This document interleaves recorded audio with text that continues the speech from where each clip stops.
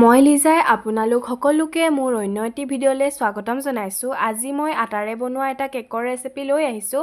তাৰ বাবে মই লৈছোঁ এটা ভেনিলা এচেন্স, বেকিং পাউডাৰ আৰু লৈছোঁ 1 কাপ আটা, 1 কাপ গাখীৰ লৈছোঁ আৰু 1 কাপ চেনি আৰু ৰিফাইন অইল, 2টা কণী লৈছোঁ, বেকিং সোডা লৈছোঁ আৰু কেইটামান ইলাইচি আৰু এডাল হেণ্ড ব্লেণ্ডাৰ। এতিয়া এটা মিক্সিৰ বাটিত চেনিখিনি দি গুড়ি কৰি লৈছোঁ।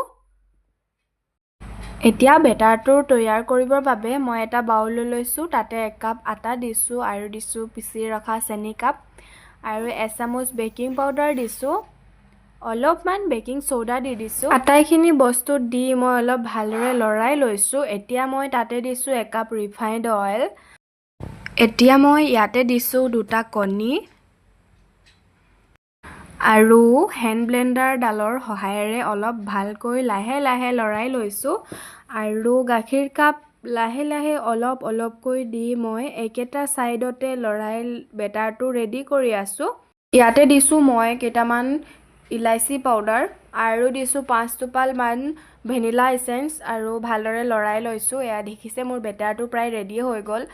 এয়া কিমান ধুনীয়াকৈ ৰাবাৰ টাইপ হৈ গৈছে। এতিয়া মই এটা বাউল লৈ লৈছোঁ, তাতে অলপ ৰিফাইণ্ড অইল সানি লৈছোঁ যাতে কেকটো লাগি নধৰে। এখিলা কাগজ দি লৈছোঁ, তাৰ ওপৰত মই বেটাৰটো দি দিছোঁ। কিমান ধুনীয়াকৈ ৰাবাৰ টাইপ হৈ গৈছে দেখিছে বেটাৰটো। অলপ ভালকৈ লৰাই দিছোঁ যাতে কেকটোৰ ভিতৰত ফুট নুঠে।